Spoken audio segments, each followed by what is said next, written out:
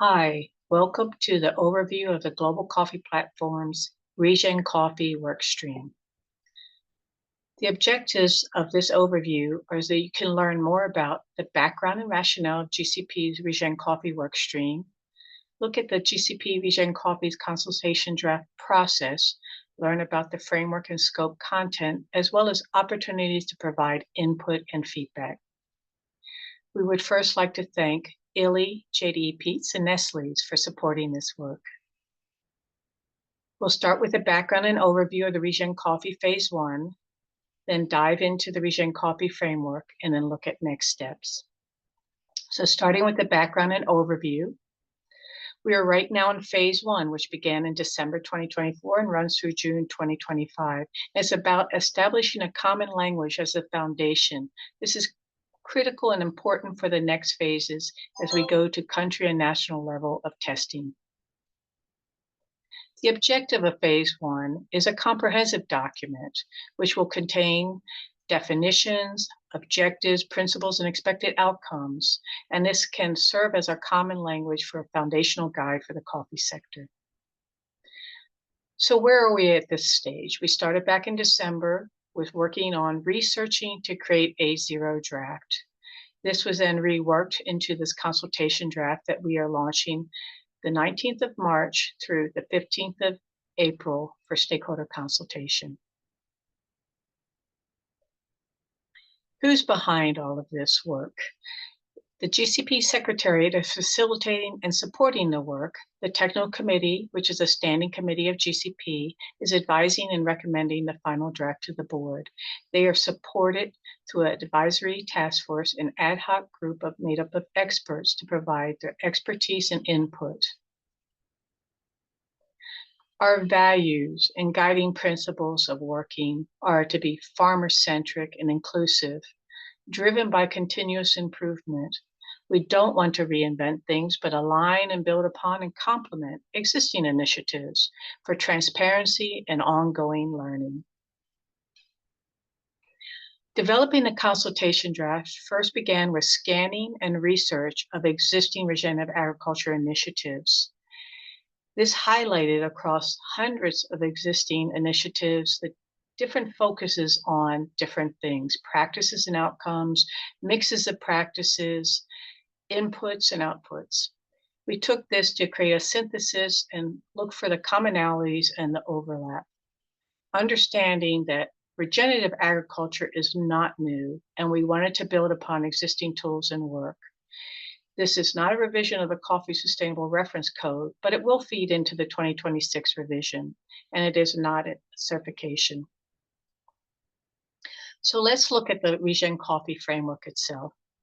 Our proposed starting definition, which is aligned with existing leading regenerative agriculture definitions, including the World Business Council, Sustainable Development, CIOT, Side Platform, and others, is that it's holistic, outcome-focused approach to sustainable coffee farmer, and it emphasizes improving and restoring resources, particularly soil, biodiversity, and water, and this in turn to achieve improved profitability and resilience of farming systems to benefit farmers and ecosystems, thus ensuring long-term coffee supply.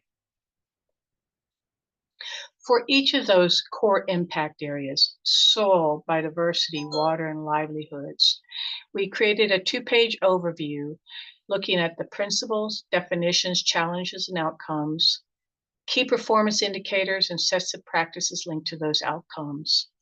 Understanding that these core impact areas are interlinked and there are synergies and trade-offs between them. We did not cover in this first phase the enabling environment, which will be looked at more in the phases 3 and 4 with implementation. It's often important to understand, how does regenerative fit vis-a-vis sustainability? Is it something new? It's actually part of the continuum, regenerative sustainability. Sustainable production restores and improves regenerative outcomes, which in turn sustain that production.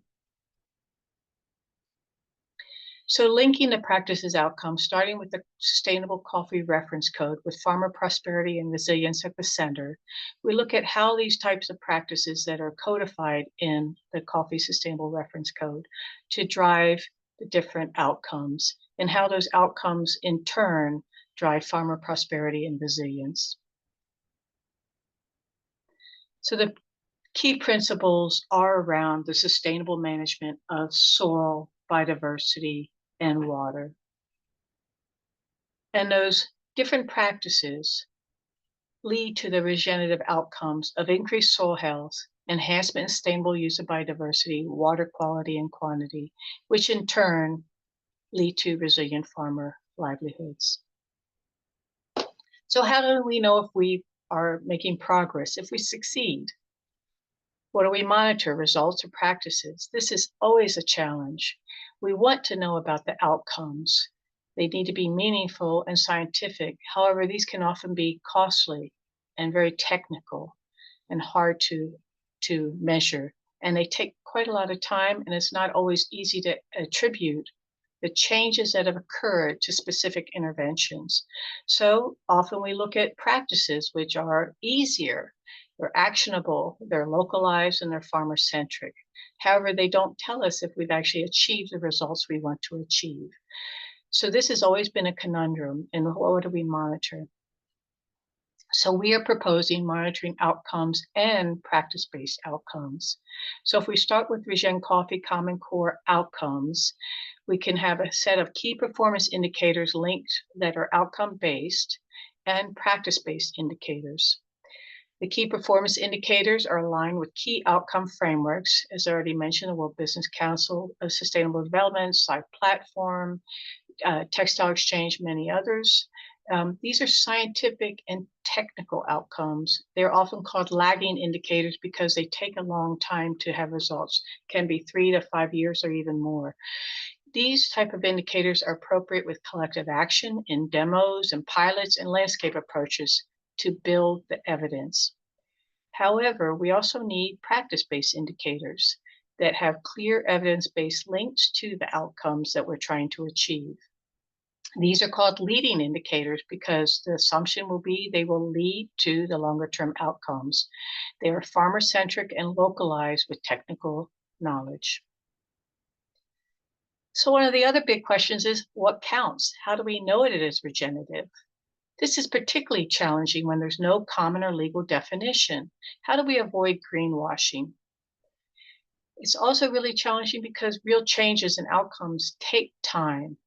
So we're proposing that commitment claims with clear targets that are resourced with transparent reporting in line with the Accountability Framework Initiative and pending legislation on green claims, as well as credible product claims with clear, accurate, and relevant based on scientific evidence and backed with transparent and robust verification, in line as well with ICEAL credible claims and the EU claims directives.